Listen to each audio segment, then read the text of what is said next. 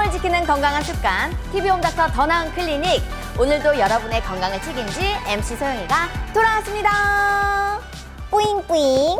여러분, 오늘은요, 무리한 일과 운동에서 비롯되는 우리 몸의 불균형에 대해서 알아볼까 합니다. 바로 근골격계 질환, 이분과 함께 풀어가 보도록 하겠습니다. 선생님, 나와주세요.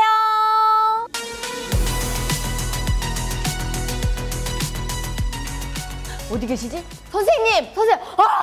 어머 선생님! 아유, 안녕하십니까? 네, 안녕하십니까? 저희 TV홈닥터에 처음 나와주셨는데 우리 시청자분들께 인사 부탁드리겠습니다. 네, 안녕하십니까? 정형외과 전문의 유인선이라고 합니다.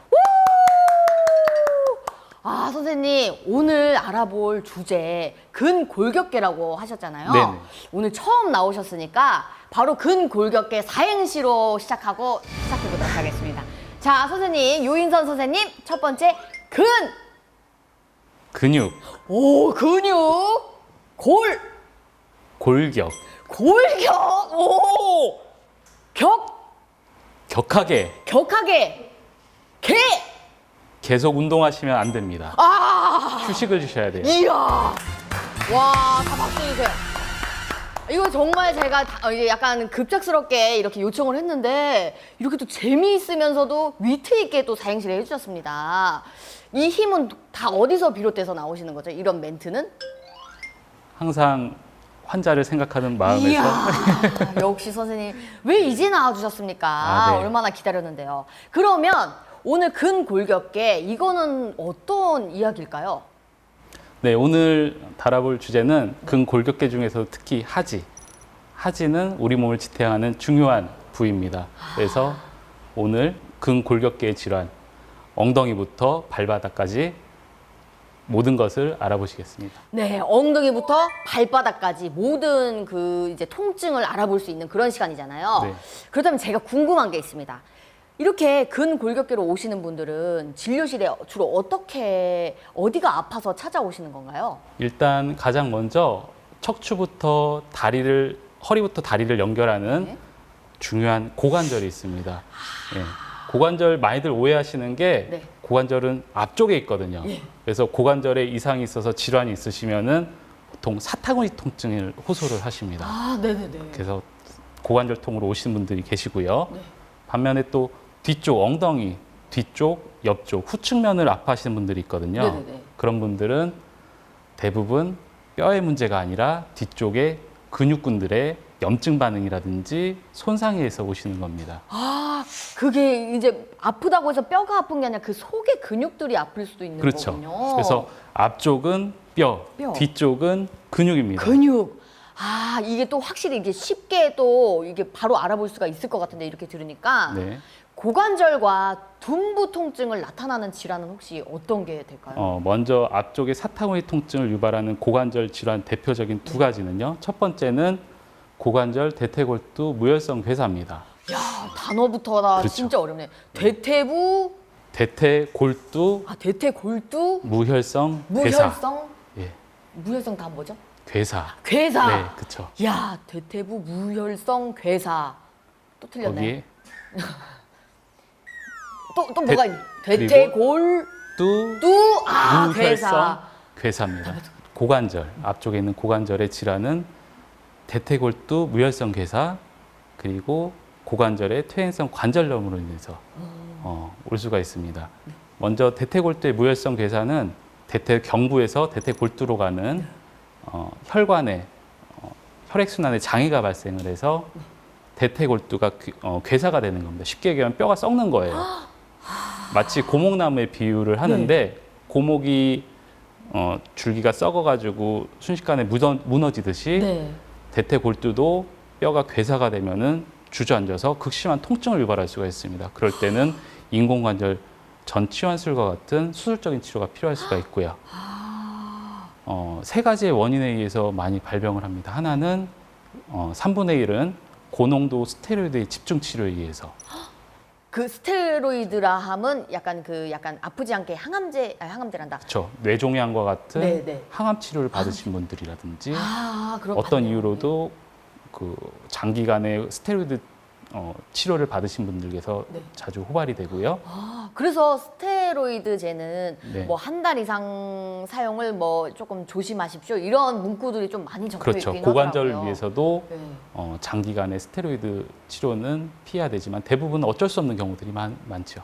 아, 그렇다면 이렇게 연령이나 성별에 따라서 이 유병률의 차이도 혹시 있나요? 그렇죠. 또 하나의 그 대퇴골두 무혈성 괴사의 중요한 원인 중에 하나가 과도한 음주력입니다. 거의 매일같이 음주하시는 분들. 아, 술 그렇죠. 좋아하시는 분들. 그래서 아무래도 30대에서 50대 사이에 성인 남성에서 조금은 더 호발한다고 되어 있습니다. 아, 왜냐면 이제 회식도 잦고 이렇게 좀 친구분들과 술자리가 좀 많을 수도 있으니까. 그렇죠. 혹시 그 음주를 하십니까? 네.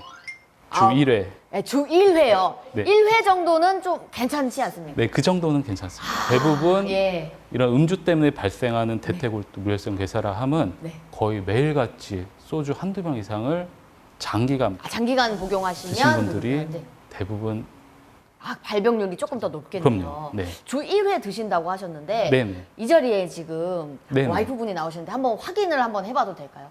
혹시 주 1회가 맞습니까?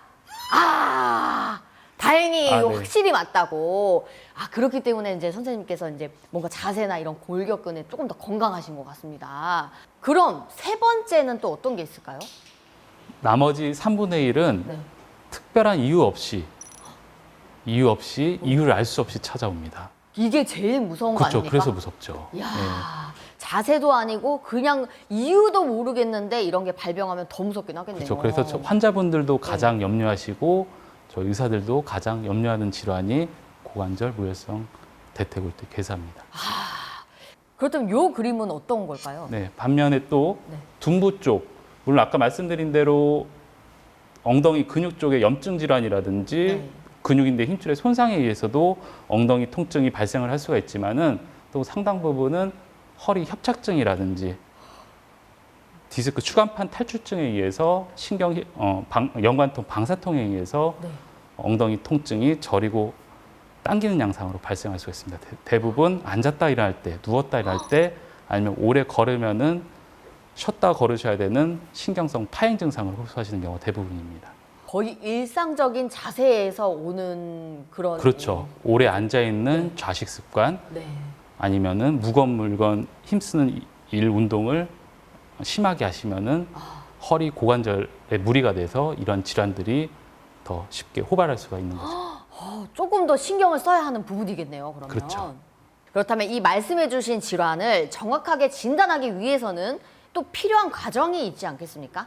예, 먼저 네. 초기 검사로 엑스레이 영상 검사를 통해서 뼈 상태, 관절 상태를 확인을 하고요. 네. 진료실에서 신체 진찰을 통해서 대퇴골두 괴사라든지 네. 퇴행성 관절염, 그밖에 둔부 근육인대 힘줄의 손상 및 염증 반응 정도를 확인하고 있습니다. 아, 그래서 네. 대퇴골두의 괴사라든지 심한 관절염이 의심이 된다고 하면은 MRI 자기공명 영상검사 정밀검사를 통해서 정확하게 진단하고 치료하고 있습니다. 아, 이렇게 그래도 제일 정확하게 치료하기 위해서는 일단 병원을 내원해서 MRI와 또 이제 많은 영상들을 좀 찍어서 확실히 선생님과 상담을 하는 게 제일 좋겠네요. 그렇죠. 예. 네. 그렇다면 이 치료는 어떻습니까? 질환마다 선택지가 좀 다를 것 같긴 하거든요. 그렇죠. 네. 그래서 대부분 고관절의 가장 염려하는 질환은 말씀드린 대로 무혈성 괴사, 그렇죠. 그리고 고관절염. 네. 이거는 심한 정도 그리고 환자의 통증 정도에 따라서 네. 수술적인 치료가 필요할 수도 있습니다. 인공관절 전치환술과 같은 큰 수술적인 치료가 필요할 수가 있고요. 그밖에 뒤쪽 둔부의 통증은 말씀드린 대로 엉덩이 근육근의 염증 반응이라든지 네. 손상에 의한 거기 때문에 네. 보통은 비수술적인 치료로 진행을 하게 됩니다. 아, 앞에 고관절이 조금 더 치료하기가 좀 힘든 면이 없잖아 있겠네요. 뼈기 때문에. 아무래도 그렇죠. 아, 그래서 그런 비수술적인 치료는 최초 약물 치료, 물리 치료로 시작을 해서 네. 정도에 따라서 체외 충격파 치료로 약해져 있는 근육인대 힘줄을 강화해주고 염증을 깔아치는 소염 치료를 진행을 하고요. 네. 필요에 따라서 단계적으로 주사 치료, 필요에 따라 도수 치료까지 진행을 하고 있습니다. 그럼 혹시 지금 이렇게 사진에 뜬 것처럼 비수술 네. 치료 저렇게 주사를 놔서 이제 근육을 조금 이완시켜 주는 건가요? 그런 효과도 있고 네. 염증을 깔아앉히는 소염 치료하는 게 주 목적입니다. 마치 상처난 시든 연고 바르잖아요. 오. 그것처럼 상처난데 소염제를 소염 작용을 하는 네. 여러 약물들을 뿌려줘서 염증을 깔아앉히는 효과를 주는 겁니다. 야, 선생님은 정말 그 약간 아이의 입장에서 정말 쉽게 설명을 해주시니까 이게 바로바로 어떤 작용인지 확실히 이게 딱 알게 되거든요. 저거는 약간 소염작용을 해서 상처 치료를 해주는 거고 그 옆에는 혹시 네, 저건 체외 충격파 치료라고 하는 건데요. 아, 네. 대부분 약해져 있는 네. 근육인대 힘줄에 파장 에너지를 전달을 해서 약해져 있는 근육인대 힘줄을 강화해주고 오. 역시 염증을 깔아앉히는 소염 효과가 주 작용 기전입니다. 아, 이 두 가지를 조금 해주는 것도 굉장히 도움이 되겠네요. 그렇죠. 네. 그렇다면 이렇게 평소 고관절이나 둔부 건강을 지켜야지 하는 이런 결심은 약간 조금 하기 힘들지 않습니까? 약간 그렇죠. 뭐, 아, 두통이 왔다, 이걸 고쳐야지는 있는데, 이제 둔부 건강과 고관절에 걱정을 하시는 분들은 약간 생각보다 좀 나태하신 분들이 많을 것 같아요. 네. 이 부위에 독이 되는 자세나 아니면 나쁜 습관들 같은 게 혹시 있을까요? 아무래도 아까 잠깐 말씀을 못 드린 게 네. 엉덩이 둔부 쪽에 통증을 호소하시는 많은 분들이 네. 대부분 또 허리에서 오는 신경, 연관통, 방사통으로 통증이 저리고 당긴다는 양상으로 호소를 하시는 경우가 많아요. 그래서 허리를 위해서도 고관절을 위해서도 오래 앉아있는 좌식 습관,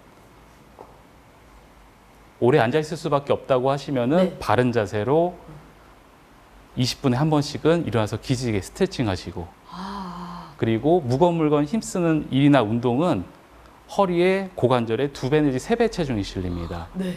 그러한 오래 앉아있는 습관과 무거운 물건 힘쓰시는 일이나 운동은 통증이 있으실 때는 피하셔야죠. 아, 이렇게 만약에 어쩔 수 없이 좀 오래 앉아 있어야 하는 직업군은 약간 이렇게 앉아 있다가도 한 번씩 일어나 스트레칭 해주는 것이 중요하고 어쩔 수 없다면 그렇게라도 어쩔 수 하셔야 없다면. 됩니다. 네. 만약 무거운 걸 꼭 들어야 한다면 이럴 때 조금 좀 무리가 덜 가는 그렇게 물건 드는 방법이 혹시 있습니까? 그렇죠.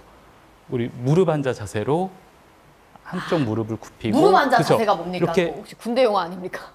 이렇게 허리를 굽혀서 아, 하는 네네. 게 아니라 무릎을 굽혀서 아, 약간 그러시면. 청혼하듯이 그렇죠. 물건을 들었다 생각할 때 이제 또 와이프분께 청혼할 때 그 로망 있는 그 느낌으로 살짝 부드럽게 들어주는 게 약간 네. 허리 관절, 고관절 관절에 조금 도움이 되긴 하겠네요. 그나마 아, 그나마입니까? 제일 좋은 거는 그럼 둘 다 안 피하시는 하는 게. 게 제일 좋습니다. 네. TV 홈닥터 더 나은 클리닉, 오늘은요 우리 몸의 근육과 뼈 관절에 찾아올 수 있는 근골격계 질환에 대해서 알아봤는데요. 자, 이렇게 평소에 관심이 있으셨던 분들은요 다음 시간에도 채널 고정해 주시고요. 오늘은 여기서 인사드리도록 하겠습니다. 여러분 감사합니다.